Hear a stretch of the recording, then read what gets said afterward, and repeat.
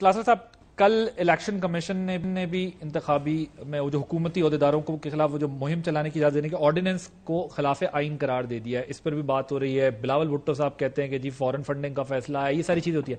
عموماً یہ ہوتا ہے ہمارے یہاں جب سچویشن زیادہ پولیٹیکلی ایک ڈیڈ لاک آ جاتا ہے یا اسٹیلمنٹ ہوتا ہے تو پھر کوئی نئی چیز ہوتی ہے جس کے بعد وہ ہوتا ہے.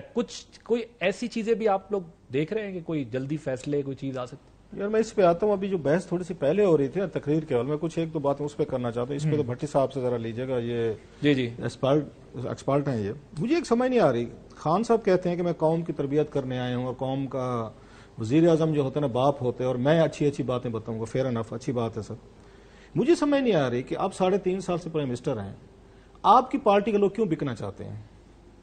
آپ تو ایک رول ماڈل ہے نا ان کے لیے. آپ نے ان کو ٹکٹیں دی اور آپ نے یہ کہا تھا کہ اوپر ٹاپ پہ بندہ بیٹھا ہو تو نیچے ٹھیک ہوتے ہیں. وہ کہتے ہیں کہاں سے لاؤں اچھے لوگ، یہی ہوتے ہیں سر.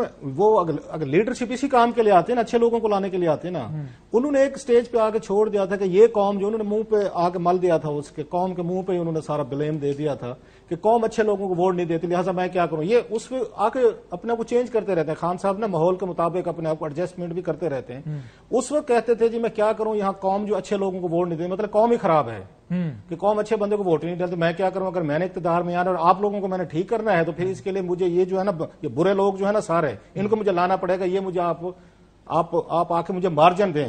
قوم سے انہوں نے مارجن لے لیا.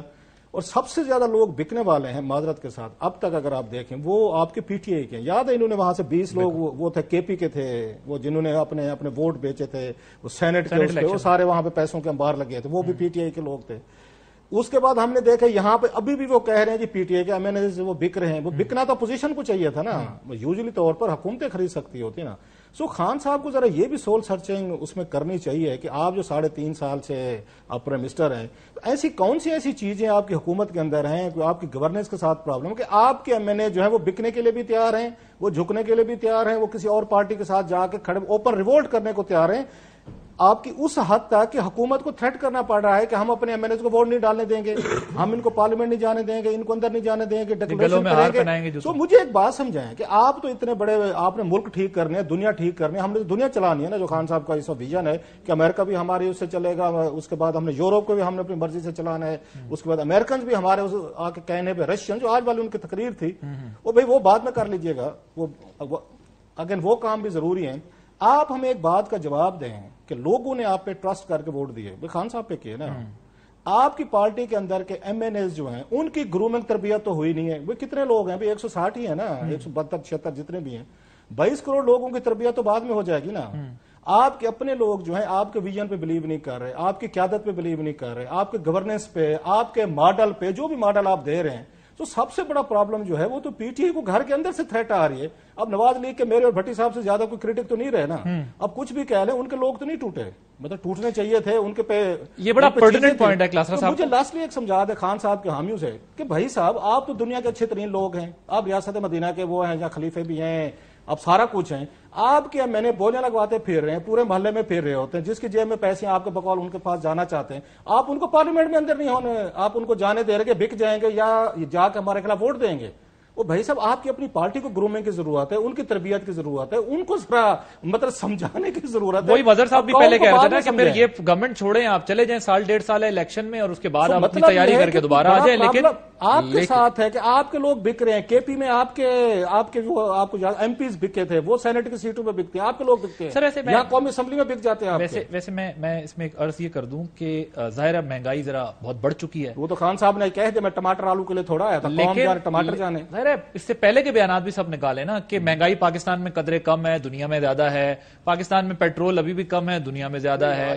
اب چونکہ چیزیں اتنی ہاتھ سے ان کے نکل چکی ہیں کہ وہ اور کیا کہیں گے، وہ آلو پیاز. لیکن جو کلاسر صاحب بات کر رہے ہیں، ایک مجھے یہ سمجھائیں، یہ بات بڑی امپورٹنٹ ہے کہ آپ اپنی بات بھی کر لیں، لیکن کیا واقعی اپوزیشن کے لوگ اس طرح نہیں بک پائے جس طرح پی ٹی آئی کے لوگ جو ہے وہ بک رہے؟ اس پہ خان صاحب کو غصہ بھی ہے. یہ کیوں ہوا ہے؟ پاور میں تو بڑا مشکل ہوتا ہے یہ خرید و فروخت اور یہ معاملات. ہاں، پہلی بات تو یہ ہے کہ آج خان صاحب نے بہت اچھی بات کر دی کہ میں آلو ٹماٹر کے لیے وزیر اعظم نہیں بنا. مطلب وہ بڑے کاموں، وہ تو ڈی سی کا کام ہے نا. نہیں، مطلب کہ ایران اور سعودی عرب کی صلح کروانی ہو، امریکہ ایران کی صلح کروانی ہو، اسلاموفوبیا کا چینل بنانا ہو، کوالالمپور کانفرنس ہو، بڑے کام ہو، یوکرائن اور روس کی وہ جنگ ہو، یا ویسٹ کو جواب دینا ہو، یورپ کو جواب دینا ہو، کشمیر کا سفیر بن کے تقریر کرنی ہو، اس کے لیے ہے یہ چھوٹے کے لیے ایک چھوٹا وزیر اعظم رکھ لیتے ہیں کہ جو آلو ٹماٹر ہمیں بتاتا رہے کہ آلو ٹماٹر، کیونکہ ہمارے غریب ہم چھوٹے بھانڈے، ساڈا مسئلہ یہ آلو ٹماٹر مہنگائی یہ وغیرہ وغیرہ.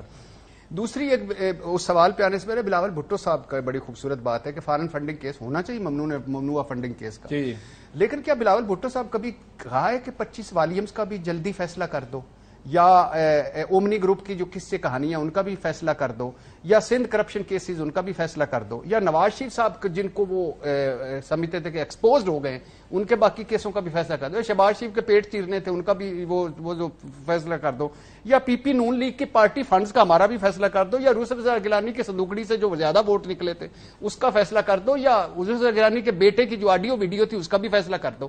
یہ ایک طرح کا پتہ نہیں عجیب و غریب یہ فائرنگ کرتے رہتے ہیں. اور دوسری طرف اچھا جیسے ہم ان کے لیے بات کریں، آپ کے خیال میں بلاول صاحب بھی یہ سب چیزیں مانگیں گے؟ یار اپنے خلاف کون مانگتا ہے؟ ہاں نہیں وہ تو دوسرے کی چیز نظر آتی ہے، دوسرے کا کیس، دوسرے کا جرم، دوسرے کی کرپشن. میں تو اب وہ بلاول صاحب ادھر آ گئے نا، میں تو اب میں نے آج ایک نظم بھی لکھی تھی کانپیں ٹانگ جاتی ہیں اس پہ، لیکن وہ آج چونکہ میں لا نہیں سکا تو میں تو اب سندھ شفٹ ہو رہا ہوں کہ وہاں سب کچھ صحیح ہو گیا تو اس لیے. اچھا اب آ جائے اس پہ، اس کی 3 وجوہات ہیں. ایک چھوٹے لوگ رکھنا، اگر بزدار صاحب اور کے پی کا وزیر اعلیٰ اس پرویز خٹک ہوتا اور بزدار صاحب کی جگہ کوئی تگڑا وزیر اعلیٰ ہوتا، بلیو می طریقے عدم اعتماد ہوتی اور میں نون کا بھی حال دیکھتا. دوسری وجہ یہ ہے کہ عمران خان کی گورننس، پرفارمنس اور مس مینجمنٹ.